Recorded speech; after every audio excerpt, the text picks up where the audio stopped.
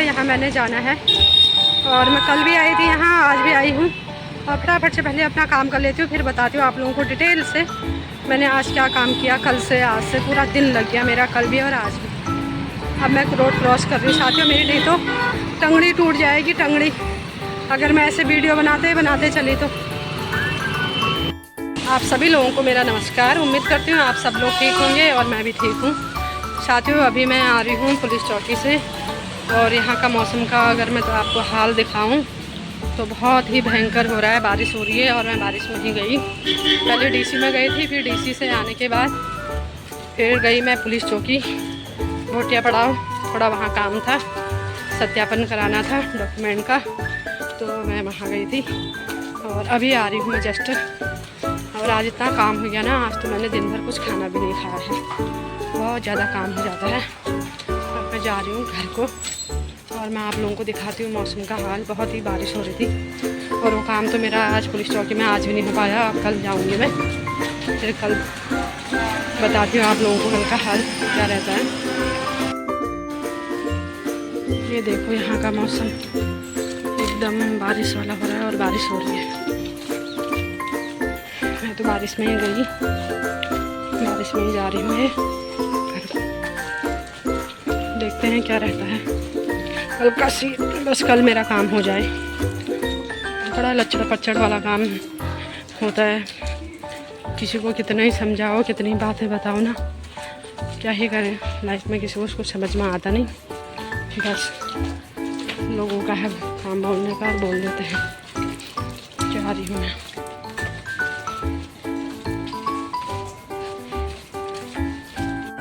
साथियों मैं अभी जस्ट पहुँच रही हूँ ये अपने कमरे में, और आज दिन भर इतना थक गई ना। सुबह से मैं चली हूँ तुम्हारे 2 बजे से, और अभी टाइम अगर मैं देखूँ तो 5:30 हो गया।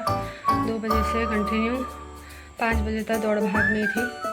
और लेकिन दौड़ भाग तो जो भी है वो होते रहती है, लेकिन काम हो गया, मेरा काम बन गया। अब मैं बताती हूँ मेरा काम क्या था।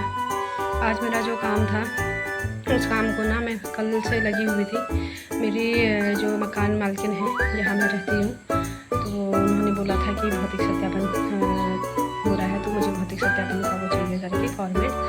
तो मैंने कहा चलो कोई बात नहीं, उस काम को करा लेते हैं।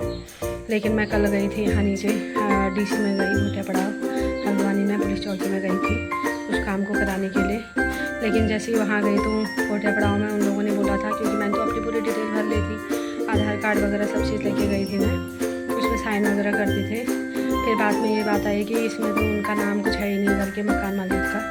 उसमें मैंने वैसे तो ताई जी का नाम ऐड वगैरह कर दिया था और मेंशन कर दिया था उसमें, लेकिन वो ऐसे नहीं मानते हैं ना, क्योंकि आधार कार्ड वगैरह सब कुछ चाहिए उसमें सत्यापन के लिए। और अब तो फॉर्मेट भी चेंज हो गया है 1-1.5 साल से, और फॉर्मेट दूसरा ही है। पहले जब हम लोगों ने अल्मोड़ा में फॉर्मेट भरा था तो उसका फॉर्मेट कुछ और ही था। उसमें ये था कि तुम जिस भी मकान मालिक के वहाँ रह रहे हो तो उनका नाम और उनके घर का एड्रेस यही आता था। लेकिन अब आधार से लिंक हो रहा है ये सब चीज़ें। तो जो लोग भी रेंट में रहते हैं तो वो लोग इस बात का ध्यान रखें। और मैं ये सोचती हूँ कि जैसे मेरा आना जाना बहुत ज़्यादा रहा, कल से 2 दिन लग गए मेरे पूरे, तो वैसे आप लोगों की ना लगे, आप लोगों के 2 दिन ना लगे। तो मैं फिर वापस बैक आ गई थी कल बैक आई थी। तो फिर उसमें ये बोला गया था कि तुम्हारे मतलब जो भी डॉक्यूमेंट वगैरह हैं उसको पूरा कंप्लीट वगैरह करके लेके आना। तो उसमें फिर ताई जी ने पूरा अपना आज एड्रेस वगैरह लिख लिया था, फॉर्मेट दिया था मैंने मॉर्निंग में, तो उन्होंने अपनी फ़ोटो वगैरह लगा दी थी, एड्रेस वगैरह मेंशन कर दिया था। और फिर मैं यहाँ से चली गई थी, पूरा काम कंप्लीट करके 2 बजे गई मैं पुलिस चौकी में। पुलिस चौकी में गई तो जैसे ही वहाँ गई मैंने फॉर्मेट वगैरह दिखाया, तो उन लोगों ने ये बोला कि इसमें तो मकान मालिक जो है तुम्हारे, उनका वो नहीं है, आधार कार्ड नहीं है। तो फिर मैंने आधार कार्ड के लिए फ़ोन वगैरह किया ताई जी को, तो उन्होंने मुझे दे दिया था व्हाट्सएप पर, नहीं तो मुझे फिर यहाँ आना पड़ता। और बाद में फिर उन्होंने ये बोला कि तुम्हारा जहाँ का स्थायी है तो तुम वहाँ से पुलिस चौकी से लिखवा के लाओ करके। तो वो तो ये है कि हमारी पुलिस चौकी में जहाँ मेरा घर है, तो वहाँ पर पुलिस चौकी में ये है कि वहाँ मेरे दादा लोग भी हैं, और तहसील में वहाँ पर हमारी तहसील भी है, पुलिस चौकी भी है, और काम इजीली हो जाता है। फिर मैंने दादा को फ़ोन किया कि इसमें से ये सत्यापन वगैरह मांग रहे हैं, प्रूफ मांग रहे हैं कि आप यहाँ के स्थायी निवासी हो करके और कानूनी तौर पर आपके यहाँ आपके ऊपर कोई केस वगैरह ऐसा कुछ नहीं हुआ है करके, तो वो लिख के दे देते हैं। तो उन्होंने वो प्रमाण पत्र वहाँ से लिख के दे दिया था और वो भी फिर व्हाट्सएप में मेरे को भेज दिया था दादा ने। और दादा ने बोला अगर वो आपको क्या कहते हैं वो बोलेंगे कि जो ओरिजिनल है वो फॉर्मेट चाहिए तो मैं यहाँ से गाड़ी वाले के हाथों भेज दूँगा, या फिर वहाँ पर हमारे तहसील में रजिस्ट्रार हैं वो भी पहचान के हैं तो उनके हाथों भेज दूँगा करके। तो बाद में ये नौबत तो नहीं आई, लेकिन व्हाट्सएप से भेज दिया था उन्होंने। लेकिन फिर बाकी क्या रहा, जो मैंने वो किया था फॉर्मेट जो भरा था पूरा, तो उसकी फ़ोटोकॉपी भी चाहिए थी और आधार कार्ड की फ़ोटोकॉपी भी। फिर मुझे पुलिस चौकी से पूरा बैक टू DC आना पड़ा, DC आने दुर्गा सिटी सेंटर। और फिर मैंने उसकी 4-5 कॉपियाँ, ये फॉर्मेट की 4-5 कॉपियाँ बनाई और आधार कार्ड की फ़ोटोकॉपी बनाई। और उसके बाद में फिर बैक टू पुलिस चौकी गई मोटा बड़ा। और उसके बाद जो मेरा फाइनल वो काम हुआ, मैं कल से लगी पड़ी थी। और मैं वैसे ये काम तो बहुत पहले करना चाहती थी, लेकिन बीच में मेरी तबीयत वगैरह सही नहीं थी, तो उस काम को मैं नहीं कर पाई। तो वो मेरा फाइनली काम वगैरह हो गया। और मोटिया पड़ाव चौकी में भी बहुत सपोर्टेड लोग हैं, और हमारे जहाँ मेरा घर है वहाँ भी बहुत ज़्यादा सपोर्टेड हैं। तो वहाँ के पुलिस इंचार्ज भी और यहाँ के पुलिस इंचार्ज भी, उन्होंने ये बोला मुझे कि आप फ़ोन में व्हाट्सएप में मंगा लो और आपका काम हो जाएगा, क्योंकि नहीं तो मुझे ना यहाँ से अपने घर जाना पड़ता है और आना जाना टाइम लगता है। इतना टाइम मेरे पास था नहीं, और उसके ऊपर से मेरी तबीयत भी ठीक नहीं रहती है। तो फाइनली वो काम हो गया और इसी काम में मेरे 2 दिन लग गए हैं। तो साथियों मेरे 2 दिन इसी काम के लिए लगे, मैं आपको बोल रही थी कि मैं अभी बताऊंगी डिटेल से करके। और मैंने आप लोगों को पूरा बता दिया कि ये मेरे 2 दिन लगे पूरे।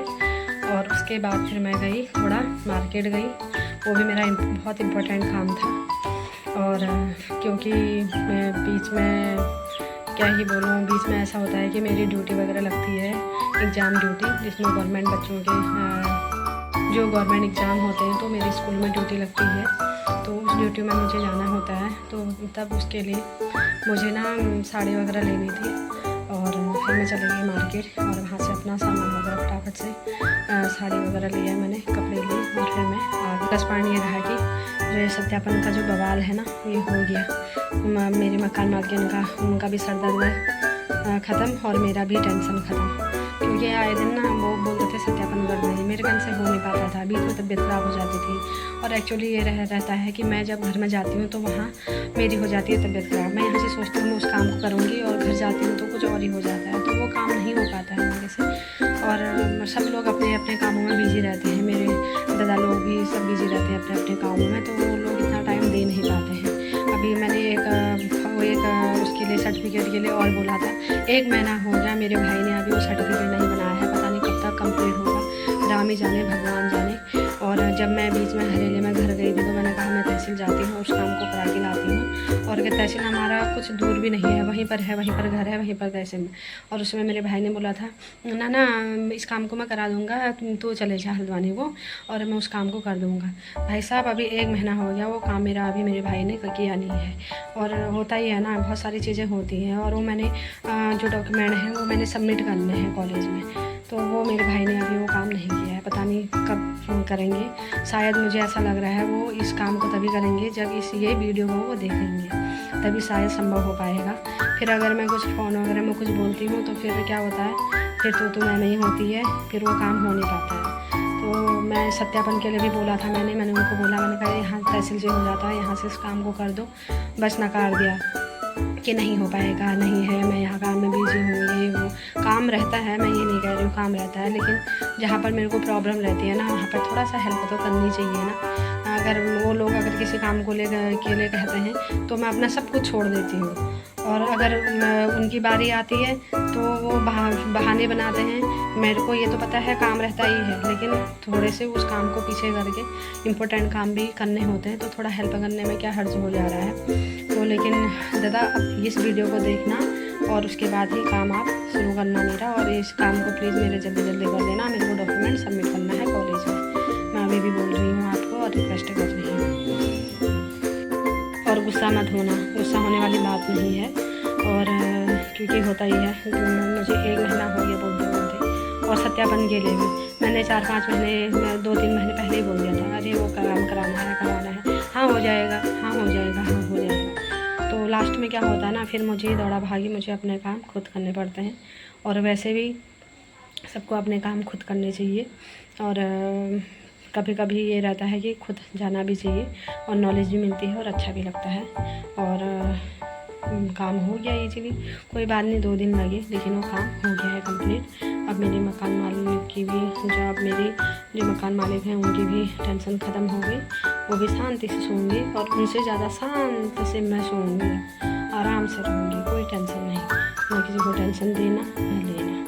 ठीक है साथियों, अब मैं रखती हूँ फ़ोन, बहुत ज़्यादा बातें हो गई हैं, वो काम कंप्लीट हो गया है और अब मैं यहाँ पर पहुँच गई। अब 6 बज गए, 6 बजने वाले हैं और ज़रा थोड़ा पानी वगैरह पीती हूँ, थोड़ा जाती हूँ सब्ज़ी वगैरह लेने के लिए और मैं आप लोगों से बाद में मिलती हूँ। तब तक के लिए बाय बाय।